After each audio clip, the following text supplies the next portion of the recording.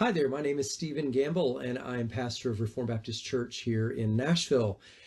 The purpose of this video is to give you a little bit of insight into what we're going to be talking about in a few weeks at the Grace Baptist Church Youth Retreat Weekend, Friday, Saturday, and Sunday.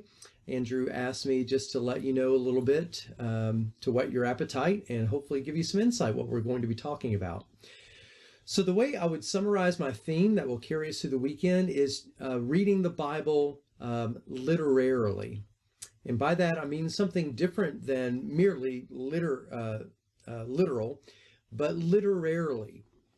It is my great conviction that the Bible comes to us not just as a set of commands, not just as a set of truths that we're to memorize and to think, but the very form which God inspired his word from Genesis to Revelation are what are known as genres and different styles and kinds of literature. There are law codes, there are narratives, there's poetry, there are acrostics, there's visionary language, there's prophecies, there's a special genre known as gospel and epistle.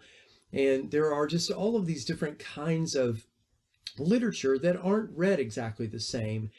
And often we will read the Bible in such a way that we're just trying to strip away all of the husk of the creativity and the way of storytelling, just so we can get to the kind of the kernel of truth.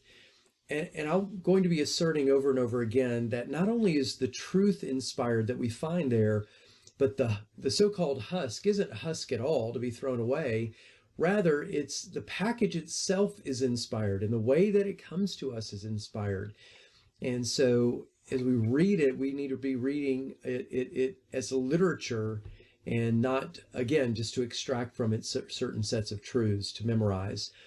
For some of you, you may be listening to this and go, you know what, I'm not a reader and I'm not sure this is going to be interesting to me. I would just say a couple of things. One is, to be a Christian is to have an interest in the triune God, in Jesus Christ as manifest in the flesh, but also in the book that he has inspired that communicates to us the unveiling of himself, the revealing of himself, what we call the revelation of himself.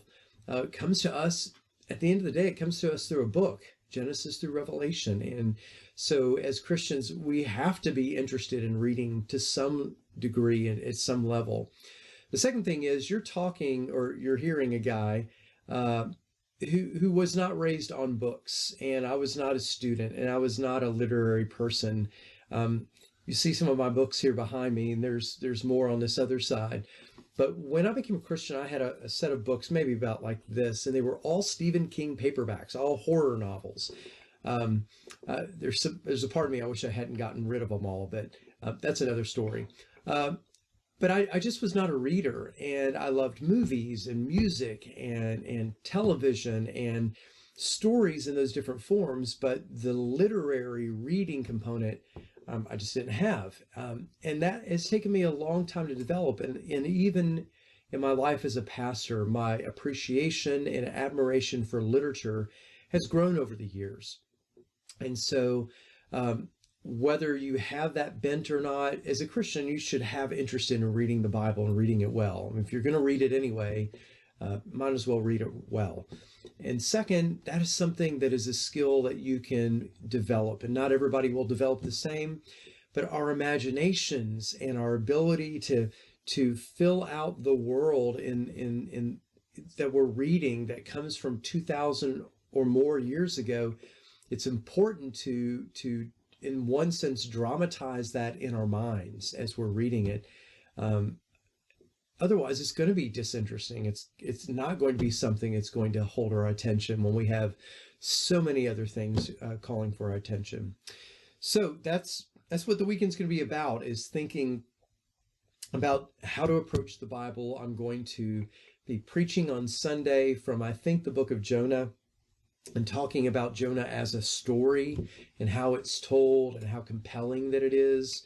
We're going to look at some of the literature of the Old Testament and the poetry and proverbial language. Some people see Proverbs just as a mixture of moral, aphorisms or axioms or statements, but there's a lot of creativity in the book of Proverbs, particularly the first 8 chapters, the last chapter too.